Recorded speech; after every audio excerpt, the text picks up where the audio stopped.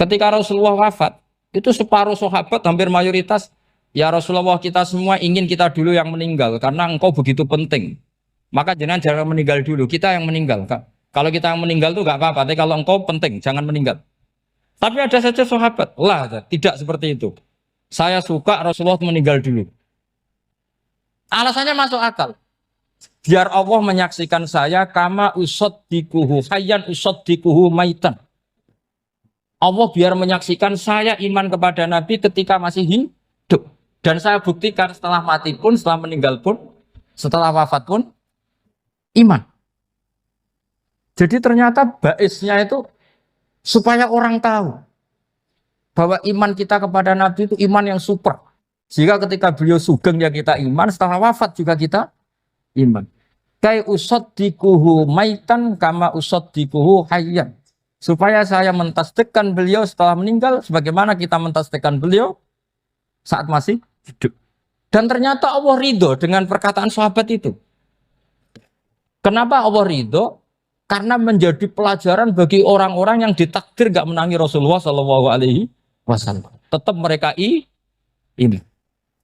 Jangan kayak setan. Setan itu kurang ajar betul oleh iblis itu.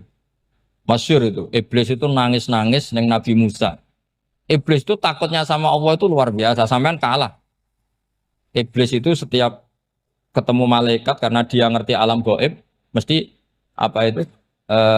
Kama sali syaitani id qala lil insani kfur falamma kafara qala inni bari'um minka inni akhafu wa rabbal alamin. Jadi setan iblis itu paling sering bilang inni akhafu wa rabbal alamin karena iblis itu tahu surga, tahu neraka, tahu kekuasaannya Allah. Jadi takutnya sama Allah luar biasa. Makanya setiap dia mengajarkan kekafiran, setelah orang itu kafir gimana? Inni bari'um minka inni akhafu wa rabbal alamin. Saking takutnya sama Allah, suatu saat iblis ini datangi Nabi Musa. Karena tahu Nabi Musa itu kalimullah.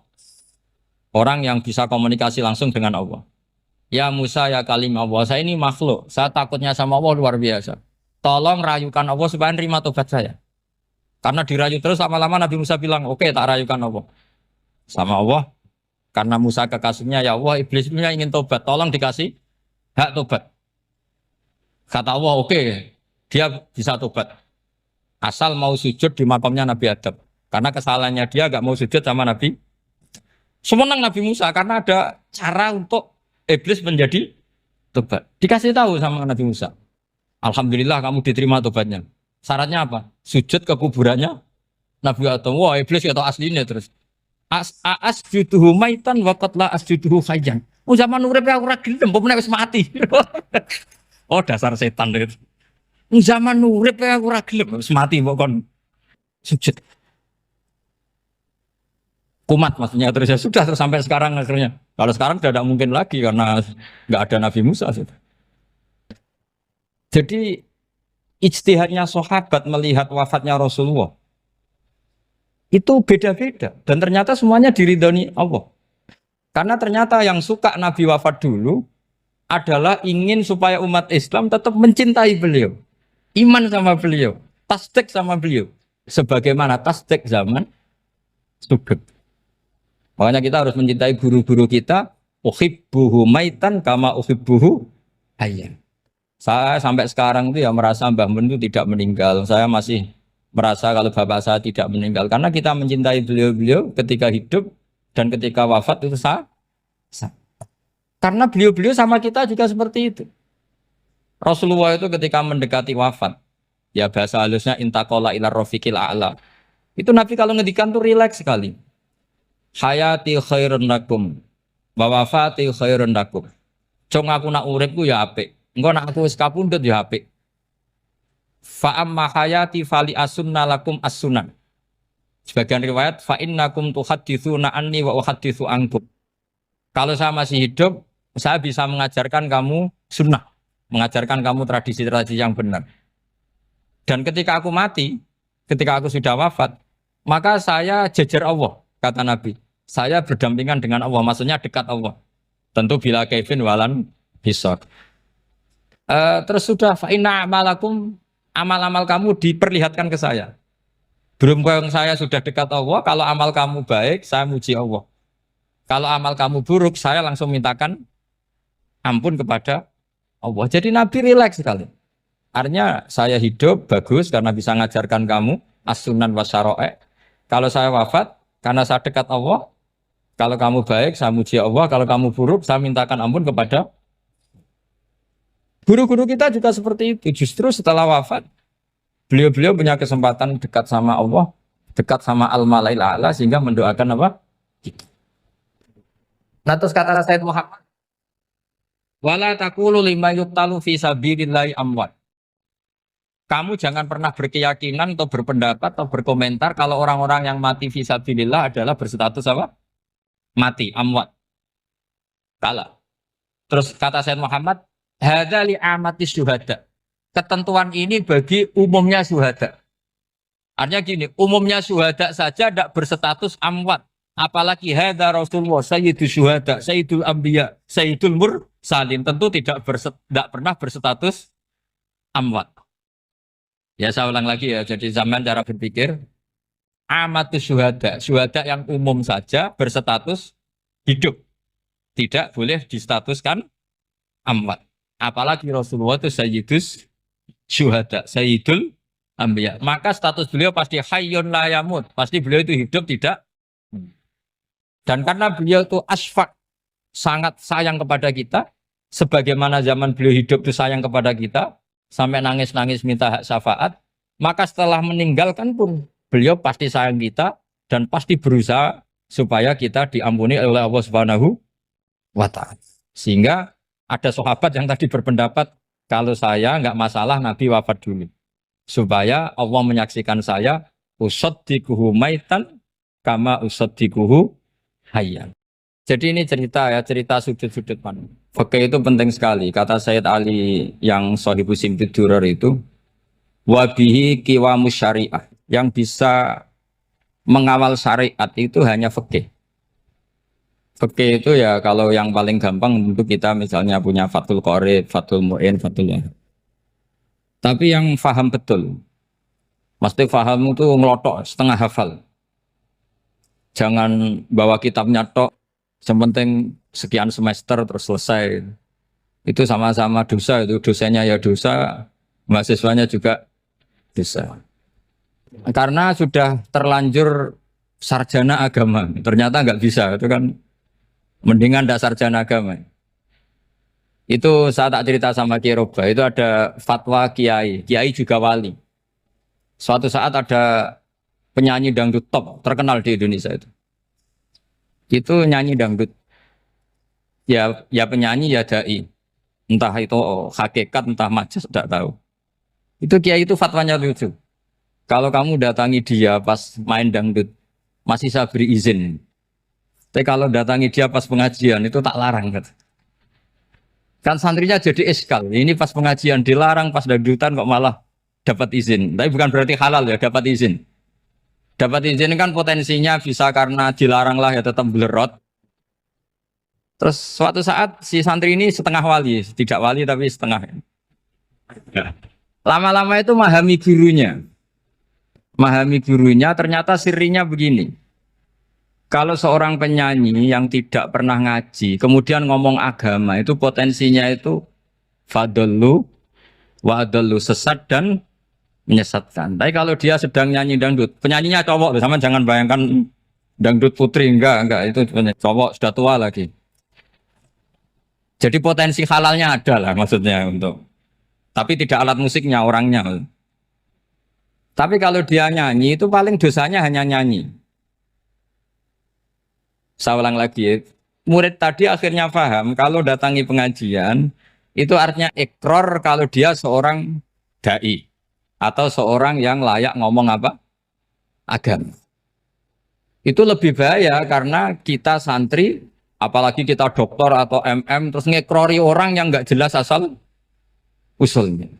Tapi kalau nyanyi kan nyanyi saja. Sehingga itu menjadi fikih. Bahaya terbesar dalam fikih adalah apa? Mengkaji fikih tidak dari ahlinya. Ya saya ulang lagi ya, mengkaji fikih tidak dari apa? Ahli.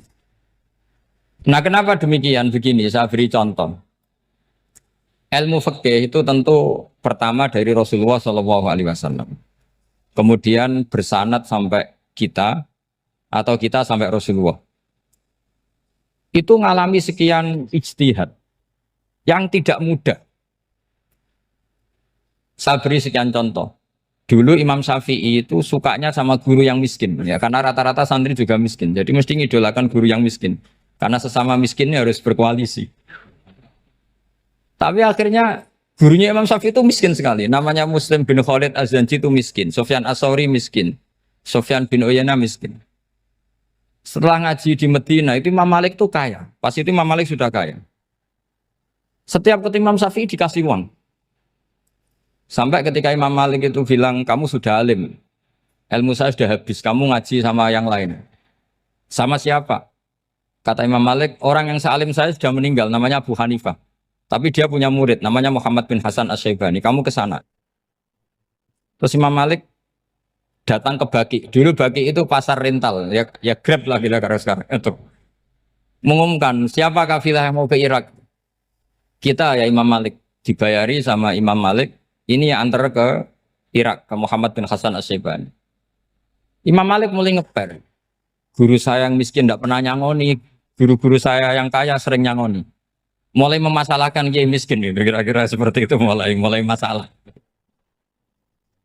Setelah datang ke Irak di Muhammad bin Hasan Asy-Syaibani itu si Muhammad bin Hasan Asy-Syaibani itu kalau ngitung uang itu di meja tamu. Jadi punya emas lantaan, punya uang. Kira-kira kalau Indonesia punya rupiah, punya dolar, dihitung itu di ruang tamu. Kata Imam Syafi'i, saya dengan Imam Malik saja enggak serik, ini lebih kedonyan lagi kiai. Ngitung uang itu di ruang tamu. Terus akhirnya si Muhammad bin Hasan Asy-Syaibani ini ahlul usul, dia pakar usul. Kamu heran sama saya? Iya, kiai kok kedonyan. Dia ngomong gitu. Tapi kata Muhammad bin Hasan Asy-Syaibani, kalau kiai tidak boleh kaya, itu tak kayak nawang fasik. Dan gue demenan, gue mabuk. Oh jangan, nanti dipakai maksiat. Penjenengan mawon kersane digetoat. Berarti kiai oleh sugih, pun angsal-angsal. Semenjak itu jadi satu fikih bagi Imam Syafi'i. Ternyata kalau mengharamkan kiai sugih, berarti membolehkan yang fasik sugih. Kalau yang fasik sugih bisa dipakai i'anah alal maksiat. Semenjak itu mindset pikiran Imam Syafi'i rubah. Saking rubahnya sampai beliau berpendapat orang bisa beli Alphard, kok beli carry itu haram. Bisa jadi bupati kayak Pak Roba, jadi RT haram. Pokoknya gitu. Bisa keren kayak Gus Bak kok jadi orang pendengar haram. Pokoknya haram terus. Karena dalil beliau al-Islam ya'lu wala yula alaih. Coba sampean ridho misalnya jadi orang Gresik dipimpin orang yang enggak sholat, ridho ndak? Ndak. Atau sholat tapi nggak bisa ngaji, ridho ndak? Ketika yang bisa ngaji berpotensi jadi buba, terus keterusan. Karena Imam Syafi'i keterusan, ya umatnya keterusan. Akhirnya orang-orang Syafi'i itu politikus rata-rata. Ya, makanya sama jangan kaget sama Baruba. Kakak saya wakil bupati ini. Putranya Mbah Mun ada yang wakil apa? Gubernur. Dulu Gus Wahid ya menteri agama. Itu asal usul dari perubahan fikih, mindset, cara berpikir Imam Syafi'i. Jadi dulu itu fikih ditemukan itu jelimet, ada perdebatan. Itu tidak hanya pada level ulama, pada level Nabi pun ada perdebatan. Jadi jangan kira Nabi itu tidak debat, ya debat. Nabi itu asal seangkatan itu mesti debat, termasuk debat dengan malaikat. Jadi kalau perlu ya debat sama apa? Karena malaikat itu kan lugu itu gak iso mikir. Karena kalau malaikat iso mikir bisa jadi rektor. Nanti kasihan Pak Salam ini. Malaikat gak boleh jadi rektor. Malaikat Israel itu nggak tahu etika. Jadi beliau ketika mau membunuh, mencabut nyawanya Ibrahim datang, ya Ibrahim saya ini disuruh nyabut nyawa kamu. Kata Ibrahim, wah kamu itu pasti salah. Kamu tahu saya siapa? Saya ini Khalilur Rahman, kekasih Allah. Masa kekasih membunuh yang dikasih? Ini nggak benar, logika itu nggak benar. Pasti kamu salah. Karena Israel itu tidak bisa debat. Ketika ditanya, hal ra'aita khalilan yumitu khalilah, masa kekasih membunuh yang dikasih? Saya ini Khalilur Rahman. Masa Allah mencintai saya kemudian membunuh saya, itu logika agak bener. Tidak keliru, kamu itu keliru. Israel akhirnya terbang lagi. Ya Allah, katanya logika saya ini salah. Karena masa kekasih membunuh yang dikasih. Karena Israel nggak pernah sekolah, nggak pernah sekolah. Nggak bisa dia jawab. Akhirnya diajarin Allah. Dah kamu bilang gini ke Ibrahim. Hal ra'aita khalilan yakrahu ayyalqa khalila. Masa kekasih tidak siap ketemu yang dikasih. Dibalik logikanya. Akhirnya datang lagi ke Israel. Kata Allah begini. Masa jenengan kekasihnya tidak siap ketemu yang kau kasih. Oh ya ya oke mati gak apa-apa. Jadi ilmu itu ngalamin perdebatan. Jadi saya datang murni karena Kiai Mas Buhin, bukan karena MC. Itu dosa besar kalau saya datang karena MC. Karena saya punya kewajiban yang lebih besar. Jadi yang bisa mengalahkan adalah a'dzama minhu, yang super besar. Karena jelas ada riwayat inna min abaril birri silatar rojuli ahla wuddi abi. Ya, inna min abaril birri silatar rojul ahla wuddi abi. Di antara kebaikan yang sangat baik adalah seseorang menyambung teman bapaknya. Padahal sampean kan nggak mungkin teman bapak saya. Teman saya aja nggak mungkin, nggak level apalagi bapak saya kan. Jadi malah mohal itu. Saya berkali-kali cerita di mana-mana cerita, fikih itu harus dievaluasi. Karena ini masalah furu'iyah. Saya berkali-kali cerita di mana-mana cerita. Hukum berteman orang fasik gimana? Pasti orang jawab haram karena takut ketularan orang fasik. Tapi kalau dibalik, hukumnya bina orang fasik gimana? Ya baik, umatnya Nabi. Bisa bina kalau berteman. Kamu bisa bina orang fasik tanpa berteman? Gak bisa. Jadi kalau dibalik, hukum berteman orang fasik gimana? Haram. Hukumnya bina orang fasik? Baik. Bisa bina kalau berteman. Berarti berteman orang fasik? Ya terus nanti pada level lapangan sih gampang. Kalau yang soleh membina yang fasik dan yang fasik ketularan yang soleh, maka ternyata kalau yang soleh ketularan fasik ya berarti ternyata buruk. Tapi kan hukum masa nunggu kenyataan kan, jadi nggak hukum. Di mana-mana hukum itu kan ada asumsi karena ini masalah ijtihad. Nah itu yang dilakukan para ulama kita. Jadi sampean harus mengkaji fikih secara detail karena tidak hanya kita yang khilaf. Nabi-nabi juga khilaf dalam menentukan dakwah ilallah. Wali-wali kita kayak Abdul Hasan Asyadili sama Sayyid Abdul Al-Haddad itu juga. Imam Ghazali ya khilaf. Imam Suyuti itu kalau ketemu Al-Qastolani itu saling tidak nanya, saking nggak cocoknya. Masyhur itu. Jadi ulama ora cocok. Bedanya nak saiki perkara partai. Kalau orang dulu enggak. Karena pakai asumsi. Pakai asumsi karena memang susah.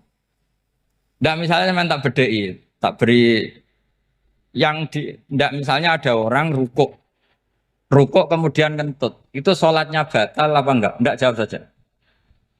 Enggak, orang sholat kemudian pas rukuk kentut atau kelihatan auratnya, sholatnya batal apa enggak? Batal. Itu keliru nih sampean, itu salah dosen mesti itu. Pertanyaannya gini, yang dikatakan sholat itu kan aqwalun wa af'alun muftatahatun bitakbir muftatamatun bitaslim.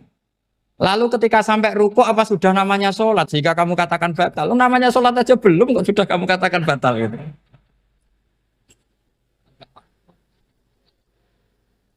Iya kan? Jadi kalau aku mau sholat pas rukuk ngetut batal atau ora? Mestinya jawaban yang benar, ya ora sholat jadinya gitu. Karena kalau dikatakan sholat, definisinya harus sampai salah. Tapi kan kita nggak mungkin ngomong seperti itu kan dianggap majnun. Padahal itu yang benar, yang punya kecerdasan. Nah makanya pertanyaannya, fikih itu ngikuti bahasa awam apa bahasa istilah?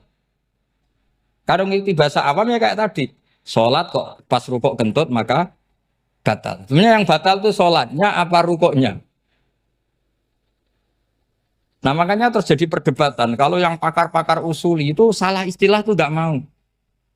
Saya ulang lagi, kalau pakar-pakar usuli itu salah istilah itu nggak mau. Terus misalnya tak beri contoh lagi. Kalau imam itu sudah salam pertama, Salam pertama itu yang rukun kan salam pertama. Berarti setelah salam pertama imam sudah keluar dari sholat apa belum? Yakin? Ya sudah. Sekarang sama tak bedai. Lalu makmum itu kesunatan langsung berdiri apa nunggu imam salam kedua? Enggak, jawab satu. Nunggu salam kedua kan? Dan itu kriminalnya sampai Anda dalam sufi itu. Kriminalnya begini. Berarti Anda bergantung sama orang yang sudah tidak sholat. Kata kamu setelah salam pertama dia sudah tidak sholat. Berarti kamu menginstruksikan makmum berhubungan dengan orang yang sudah tidak sholat. Karena sudah keluar dari sholat ketika salam pertama. Kalau kamu di debat gitu gimana jawabnya? Pusing kan? Berarti robtul makmum bisolatiman sing wis laisa fi sholatin. Berarti menggantungkan sholat sama orang yang sebetulnya sudah tidak sholat. Ada yang jawab, sebagian ulama fikih tetap disunatkan menunggu salam kedua. Karena salam kedua itu masih paket meskipun tidak rukun. Dia paketnya selesai. Tapi selalu pertanyaannya gini, lalu setelah salam pertama itu imam masih sholat enggak? Sudah sama pernah dijawab toh? Nah ini pentingnya bodoh, gak mikir sebenarnya. Jadi makanya bodoh itu barokah karena gak mikir. Jadi soalnya Rabbana ma khalaqta hadza batila. Sing bodoh ya barokah, sing pinter ya barokah. Sera barokah itu maksiat. Serana barokah plus. Jadi ilmu itu harus mengalami satu gesekan karena logika itu bisa dibalik. Nah karena ilmu itu mengalami satu gesekan, satu logika yang bisa kayak iya kayak enggak. Sehingga jargon di dunia ijtihad itu begini. Ra'yuna shawabun yahtamilul khata' wa ra'yuka khata'un yahtamilus shawab. Pendapat saya benar tapi mungkin salah. Tapi pendapat kamu taruhannya salah dulu tapi yang mungkin benar. Jadi mustahid kalau kata mustahid itu lucu. Ngomongnya itu ra'yuna shawabun yahtamilul khata'. Pendapat saya tarifnya benar dulu tapi yang mungkin salah. Kalau pendapat kamu salah tapi ya mungkin benar atau mungkin bisa salah ya tidak tahu pokoknya mungkin benar. Nah kenapa demikian? Begini, di luar masalah tauhid, saya ulang lagi di luar masalah tauhid, itu tentu ada masalah-masalah yang sifatnya ijtihadiyah. Ya saya ulang lagi, yang sifatnya apa? Ijtihadiyah. Dan ijtihadiyah ini nggak pernah selesai karena muqtadul hal, konteks kesejarahan maupun konteks kesempatan itu tidak sama. Dulu kiai-kiai itu ngaramkan dasi, ngaramkan celana karena yang celananan yang dasinan itu penjajah. Sehingga mantas sabah biqaumin fahuwa minhu. Tapi lama-lama kiai-kiai itu ya pakai dasi, pakai celana. Ya karena dianggap sudah tidak mantas sabah biqaumin fahuwa minhu. Ini ngalami pergeseran. Semua ijtihad itu ngalami pergeseran. Lalu pertanyaannya begini, lalu ijtihad apa Gus yang permanen? Yang permanen ya ijtihad dengan alatut ijtihad apa? Ijtihad. Saya beri contoh misalnya begini. Nabi Musa itu yang ngalami ijtihad. Kata beliau karena kangen Allah, itu ingin melihat Allah karena kangen. Rabbi arini anzur ilai. Qala lan tarani walakin anzur ilal jabal. Ya sudah namanya orang kangen ya ingin melihat. Ya sudah gitu aja. Sehingga ahli ilmu kalam itu berdebat. Kalau kata ahli sunnah, karena Nabi Musa minta ingin melihat Allah, berarti melihat Allah itu jaiz, mungkin. Karena Nabi gak boleh bodoh meminta sesuatu yang mau hal. Maka antipatinya ahli sunnah terhadap pendapat Mu'tazilah itu antipati. Karena menurut pendapat Mu'tazilah, Allah itu qadim, Allah itu laisa kamislihi syai'un, sehingga gak bisa dilihat. Pertanyaannya adalah berarti Nabi Musa meminta sesuatu yang mau hal. Itu bodoh sekali sampai nggak tahu mana mau hal, mana apa jaiz. Makanya kata Imam Ghazali, masa Nabi Musa yang Nabi nggak tahu kalau melihat Allah itu mau hal. Sampai minta berarti nganggap itu jaiz atau boleh. Itu cara pandang orang-orang ahli sunnah apa? Wal jamaah. Tapi tetap saja sebagian ulama itu ya balelo. Yang kayak Mu'tazilah itu ya balik loh cara berpikir pokoknya itu karena kangen bukan karena mungkin atau tidak mungkin. Jadi nggak mungkinnya tetap tidak mungkin. Terus mereka dalil la tudrikul absar wa huwa yudrikul absar. Nah, sudut pandang ini akan terus. Ada seorang wali ditanya, kalau kamu di surga ingin melihat Allah apa enggak? Jawabnya enggak. Kenapa ya? Kasihan Allah. Terus kenapa ya? Unazzihu dzalikal jamala an nadzuri misli. Saya tidak ridho Allah yang hebat, yang keren, kemudian sing delok di rumah aku wong resik. Koyok gak ngergani pangeran. Sebenarnya sing delok Allah ben golongane Nabi Muhammad, Nabi Ibrahim, kowe ora usah ngilangi keren. Maksudnya itu. Jadi ada ulama itu jadi wali kalau sholat itu karena di soft belakang. Tapi jangan ditiru. Itu kan nggak lazim ya. Lazimnya kan afdhalus sufuf as-saful awal. Ketika ditanya, kenapa kamu kalau sholat di belakang? Cek GR koyok wani suwan pangeran gak ngarep. Aku sungkan dadi kok guli. Kalau sampean kan karena males bukan karena sungkan. Jadi itu artinya rasa ya. Makanya nggak bisa, nggak ada istihad itu tidak mungkin karena perasaannya orang itu beda-beda. Itu Sayyid Abdul Al-Haddad itu kalau ngendikan masyhur.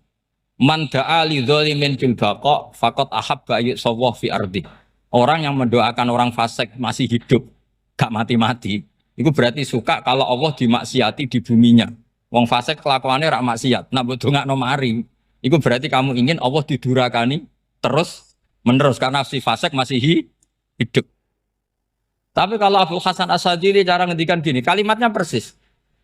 Man ahabba alla yusawwahu fi ardi faqad ahabba alla tadhharu maghfiratuh. Orang yang ingin dunia ini steril gak ada maksiat, maka sama saja berkeinginan tidak melihat luasnya maghfirahnya Allah.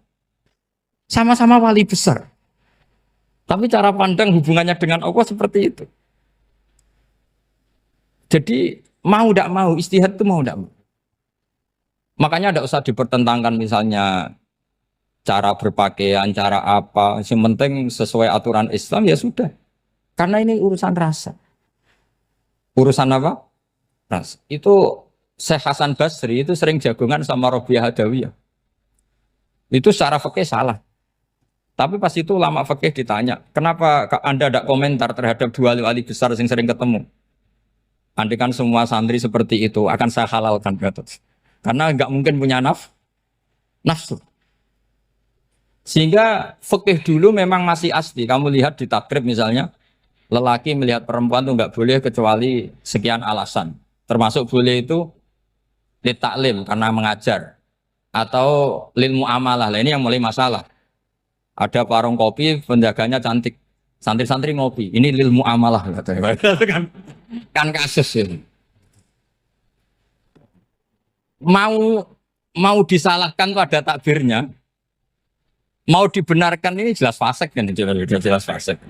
Jelas fasik. Matanya sudah fasik sebelum itu ditambah itu, jadi fasiknya permanen. Nah pertanyaannya adalah, kalau kamu ngajar mbak-mbak, kemudian hafal yang cantik yang enggak, itu taklim lin nazar apa nazar li taklim? Itu taklim apa modus? Makanya kalau ngopi cari bakul yang cantik, itu muamalah untuk nazar apa nazar untuk muamalah? Loh kalau saya ngopi dengan kiroba pasti halal. Karena begini, berjalan saja, bareng capek, nggak tahu itu warungnya siapa, terus berhenti ngopi. Kebetulan bakulnya cantik. Nah itu mungkin halal, karena kan saya tidak milih-milih. Ingin ngopi, kebetulan bakulnya cantik. Kalau kamu kan nggak apal daftarnya. Wah itu mesti haram itu, mesti haram itu. Karena berarti kan kamu menjadikan ngopi ini modus. Gue jagani nak takok pangeran. Lo kok nazar? Muamalah Gusti muamalah. Itu mesti modus. Maka fikih itu harus dikawal oleh tasawuf. Kalau ndak semua hukum fikih bisa diakalin.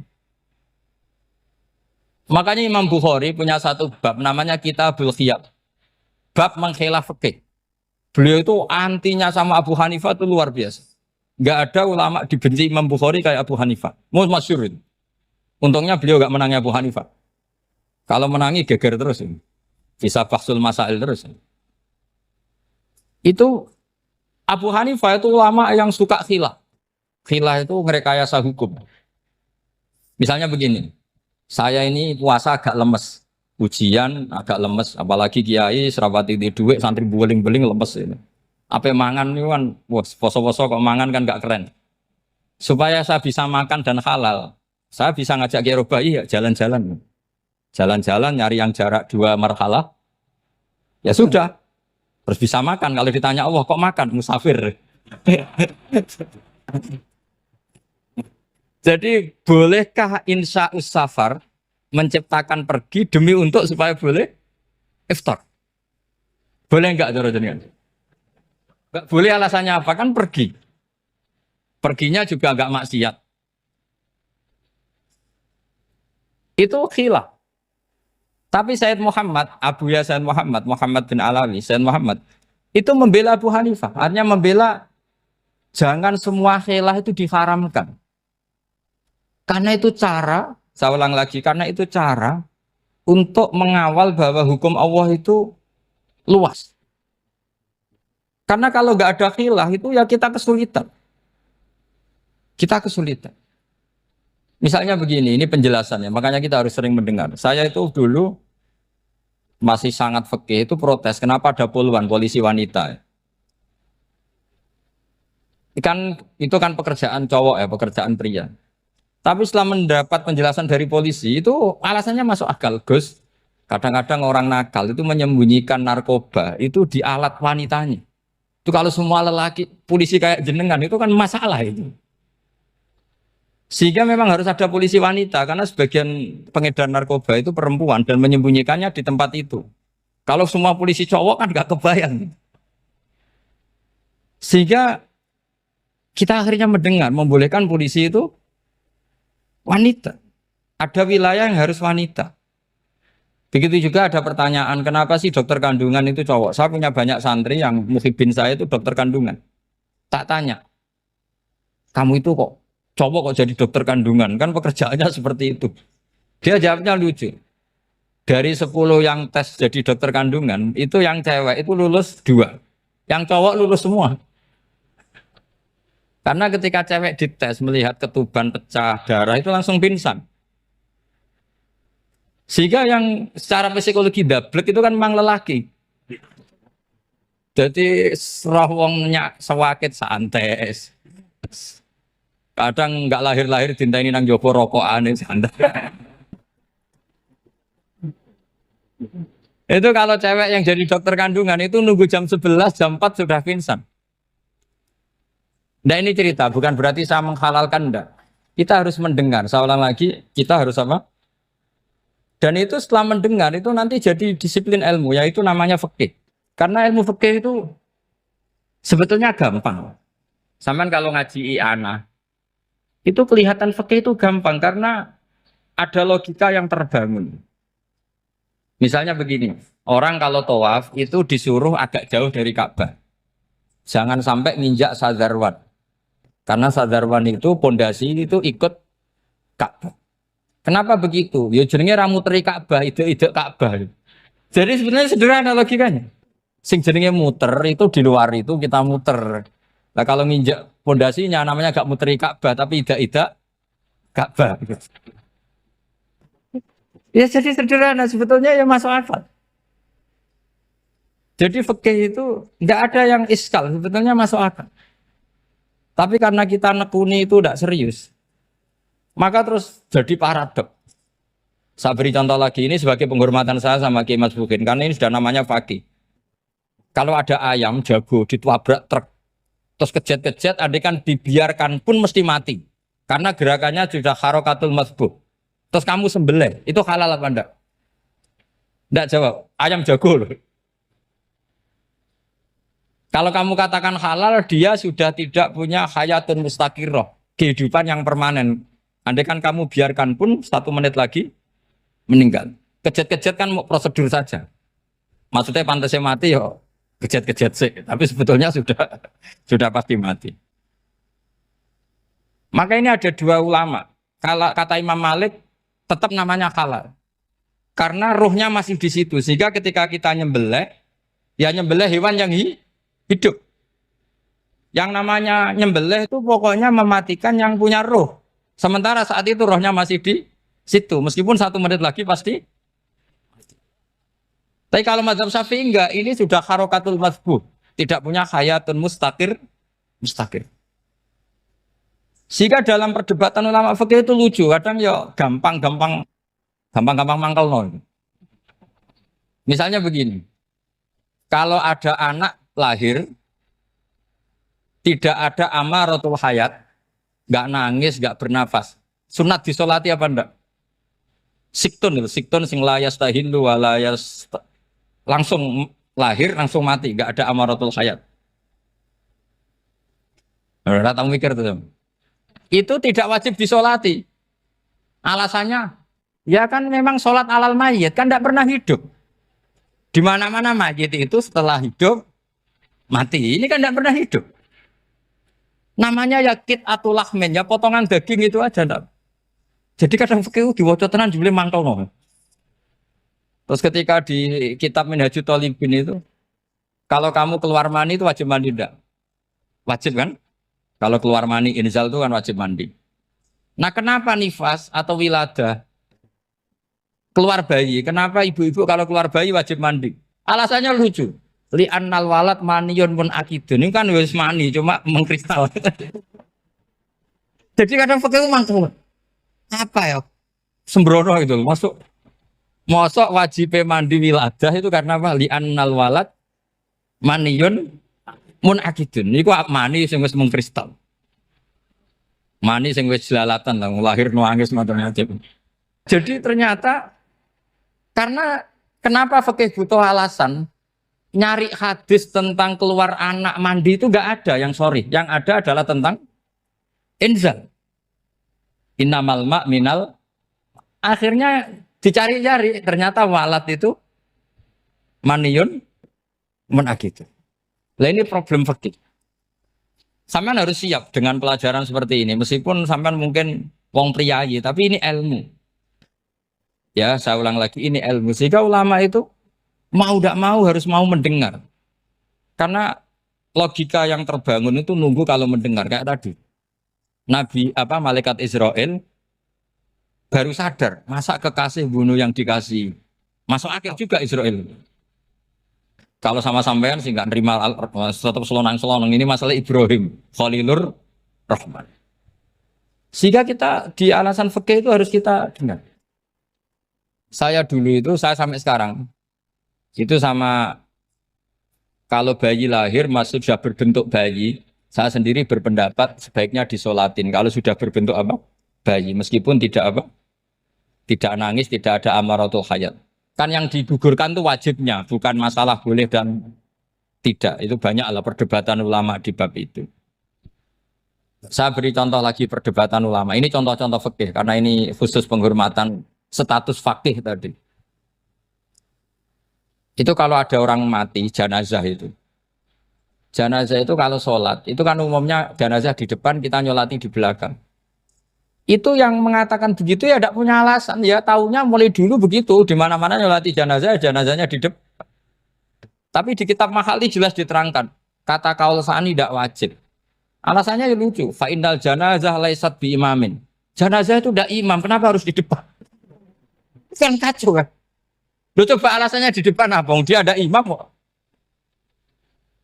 Nah barokahnya fikih itu, sehingga kita melihat di Arab Saudi sekarang, itu jenazah kan di belakang. Tapi kita tetap nyolati apa? Mayit. Kalau di Arab Saudi musim haji, itu jenazahnya di kamar mayit, tapi kita nyolati. Itu satu-satunya takbir ya tadi, fa innal janazah laisat bimanzilatil imam. Tapi jangan praktekkan, nanti dia kepaliran sesat. Saya hanya cerita ilmu, jangan dipraktekkan. Kalau dipraktekkan masih jadi aliran sesat. Mono jenazah ning mburi imame kok ngarep aliran sesat. Sebetulnya bukan sesat tuh. Uji coba fikih. Ya karena tadi fa innal janazah laisat bimanzilatil. Bukti lagi kalau sampean sholat ghaib. Sholat ghaib ini misalnya mayitnya di Surabaya, boleh enggak sholat ghaib di sini? Terus jenazahnya di belakang kamu apa depan kamu? Nah ini kan fikih itu pokoknya gitu. Makanya standar furu'iyah itu susah. Karena perdebatannya itu mirip-mirip. Kayak iya, kayak tidak, kayak. Makanya dulu zaman sahabat, Ada sahabat itu mencintai Rasulullah. Senengannya sowan. Bukti cinta sowan. Banyak juga yang sahabat bukti cinta Nabi itu tidak pernah sowan. Alasannya ganggu. Kenapa kamu jarang sowan Nabi? Saya sering jamaah sama Nabi, saya tidak pernah sowan. Kenapa? Ganggu. Biar Nabi kalau di rumah sama anak istrinya, saya tidak mau ganggu. Makanya saya termasuk kiai yang gak pati seneng disowani. Karena ya itu tadi. Kalau ngulang seneng saya, kalau disowani biasa saya. Kalau Kiai Roba itu nilai, nak pernah sepuh jadi rasawan nilai. Jadi beda, saya sering ditilii kiai-kiai sepuh. Tapi bahasanya tentu tidak sowan, tapi nopo nilai. Kalau sowan itu maka kan nafkah itu seperti itu. Jadi ada disiplin, di situ ada disiplin ilmu. Yang kadang kita tidak cocok. Makanya Imam Syafi'i sendiri ngendikan kadang beliau dengan gurunya, dengan Imam Malik sampai ngarang ikhtilafu Malik. Beliau punya data yang beliau itu sedang nggak sama dengan gurunya, yaitu Imam siapa? Malik. Karena mindsetnya itu beda. Tidak sampai misalnya saya tanya, sholat itu harus menghadap kemana? Tidak, jawab saja. Kiblat kan. Ukurannya apa coba? Namanya madhep. Wajah apa dada? Imam Syafi'i milihnya dada. Sekarang praktekkan dalam dialog keseharian. Saya jagungan sama Kiai Roba seperti ini, terus wajah saya begini, madhep enggak? Nah itu masalah. Terus pertanyaannya, madhep dengan dada itu fis sholat apa fil qiyam?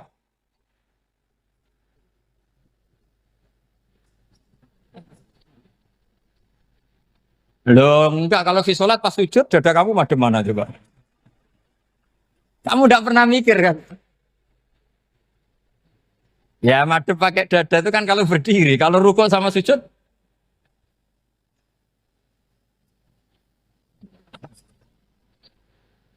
Loh itu ulama itu jelimet gitu. Makanya jarang yang menekuni profesi ulama itu. Karena menekuni proposal banyak, karena memang susah. Jadi ulama itu orang yang cara berpikir sudah aneh. Sehingga mereka detail. Maksudnya menghadap itu apa? Ukurannya kalau berdiri ya dada. Tapi nggak bisa kamu katakan atawajjuh bisodri aturan dalam sholat. Fikuli sholat. Pertanyaannya lah kalau rukuk sama sujud. Dadanya menghadap kemana coba? Maka itu ilmu yang sudah jelimet. Nah ulama usul fikih, ulama yang nggak mau salah per detail hukum. Sehingga menurut Imam Rafi'i, misalnya kalau beliau ditanya, sujud itu gimana ya, asal wat ujabha, ya sujud. Tapi kalau menurut Imam Nawawi harus melibatkan 7 apa? Anggota, yaitu al-jabha, wal yaden, warubaten, wal kodame. Oke, Imam Nawawi kita ikuti. Tentu keseharian kita pakai Imam Nawawi. Yaitu berdasar hadis umir tu an asjuda ala sab'ati jumin al-jabha, wal yaden, warubaten, wal kodamen. Berarti berapa? 7. Tapi pernah saya cek di kitab karangannya Imam Syafi'i ketika beliau ngendikan saya suka kalau orang sujud itu melibatkan 7 anggota berdasar hadis ini. Tapi kata beliau wayah tami itu dan bisa saja sujud yang watul jabhah itu sudah cukup. Terus kata Imam Syafi'i, limada karena Nabi ketika sujud itu hanya ngendikan begini, sajadalaka wajhi wa sam'i wa basori. Gak ada di hadis wayadi, warubati, wakodami. Ya sudah akhirnya. Nah, itu sudut pandang. Terus gugatan kedua begini. Ada orang Muslim yang sujud sama berhala. Untuk menjadi murtad itu harus 7 anggota apa cukup fatul jabah halal ardi? Untuk sah menjadi murtad itu. Untuk sah menjadi murtad cukup fatul jabah halal ardi harus 7 anggota. Untuk keabsahan murtadnya itu. Tidak jawab. Makanya ini tugas dosen-dosen ini meminterkan ini. Karena namanya sudah faqih. Faqih itu ahli faqih yang detail namanya faqih.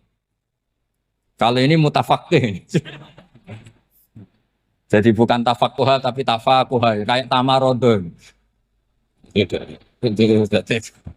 Jadi wazannya nanti itu wal idhari ma laysa fil waqi'. Jadi ini bukan gojlok, ini memang marah saya. Jadi kalau sudah pakai gelar fakih, harus fakih betul. Nah, mohon kalau mengkaji fikih itu harus detail. Minimal takrib itu setengah hafal. supaya konstruksi ilmu itu utuh. Saya sama lagi konstruksi ilmu itu, karena ilmu itu mesti ada yang apa ya? Ya rodok setengah salah itu, tapi disalahno ora kena. Ndak sampean tak bedheki, nak pancen bener langsung tak angkat jadi rektor. Nak bener tuh.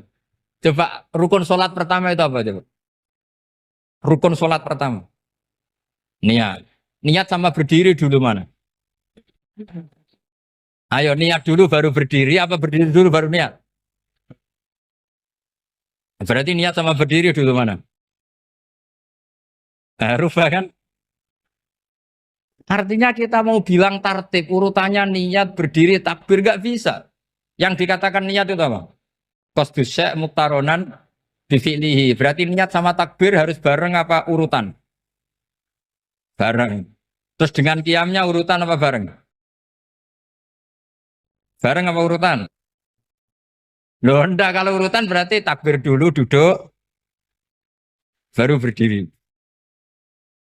Nah maka seperti ini itu mau tidak mau kita salah. Dikatakan tartibnya salah, dikatakan serentak ya salah. Cuma karena kita bodoh, gak tahu mikir itu. Alhamdulillah kan di situ itu. Lu coba niat sholat loh, niat takbir qiyam dulu man. Niat takbir qiyam dulu mana coba? Dulu qiyam. Enggak ada kitab yang mengatakan arkanus sholat awaluha. Oh, dianggap kitab kriminal maksudnya. Makanya ngendikan ulama-ulama di sarah-sarah, mau tidak mau sebagian istilah itu tasamuh. Tasamuh itu wis tiga gampang ngono kok repot. Karena kita tidak bisa detailnya. Coba misalnya puasa. Puasa Ramadan itu wajib apa? Tabi itu niat, nginep no niat. Sing darani nginep itu umure lama apa enggak? Lama kan? Sekarang sebelum 2 menit kamu baru niat, sah apa enggak? Sah. Itu sempat nginep apa enggak 2 menit itu? Enggak sempat kan? Jadi ilmu itu makanya kata ulama-ulama pokoknya ilmu itu ono mesti ono unsur tasamuh. Tasamuh itu ya tiga gampang. Apa? Tiga gampang. Misalnya Imam Syafi'i berpendapat mashu ba'dir roksi. Itu kata beliau walau sya'rotan fi hadir roksi. Meskipun satu rambut asal masih di wilayah kepala. Tapi kalau rambut itu dikeliwir, dibasuh di sini nggak sah. Karena sudah keluar dari batas apa? Kepala. Imam Syafi'i cara berpikir kan ya ngene iki jenenge basuh sirah. Tapi cara Abu Hanifah enggak. Ya enggak, yang namanya megang kepala itu ya minimal seperempat. Masa gitu dikatakan meg? Lalu ulama usul fikih itu berdebat. Sesuatu itu sesuai masodaknya. Masodak itu yasduku alaihi kada. Yaitu ini tadi saya cerita ke Ibu Khen tentang ngaji Jamul Jawame. Ini ilmu yang di Jamul Jawame. Sesuatu itu ukurannya mayasduku alaihi kada apa dengan takrif definisi. Misalnya gini. Sholat itu batal dengan makan. Kalau kamu sholat makan batal nggak? Tidak, jawab saja. Batal. Itu satu upo apa satu piring? Tidak, jawab saja. Satu upo sudah batal. Sekarang bab makan di ngormat tamu. Cong tamuku keimangan. Iku sak upo apa sak piring? Nah ini kan tidak fair. Di bab tamu makan satu piring, tapi di bab sholat satu upo. Maka pertanyaannya, lalu penamaan sesuatu itu berdasar masodak, mayasduku alaihi ismu kadza, atau berdasar uruf?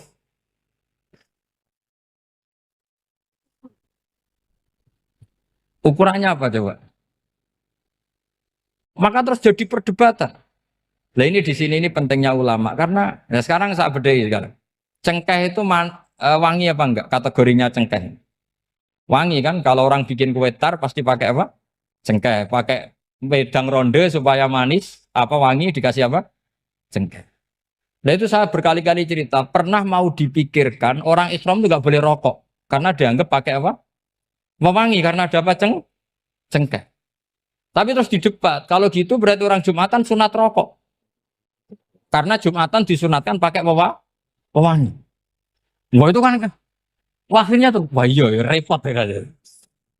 Jadi kalau cengkeh kamu kategorikan wewangen, yang orang Islam nggak boleh rokok karena pakai cengkeh yang wangi, konsekuensinya orang Jumatan sunat rokok karena berarti di masjid pakai apa? Pewangi kan sesat semua ya, jadi itu ilmu. Makanya selain fikih mateng itu ada ilmu yang namanya usul fikih. Usul fikih itu yang neliti itu.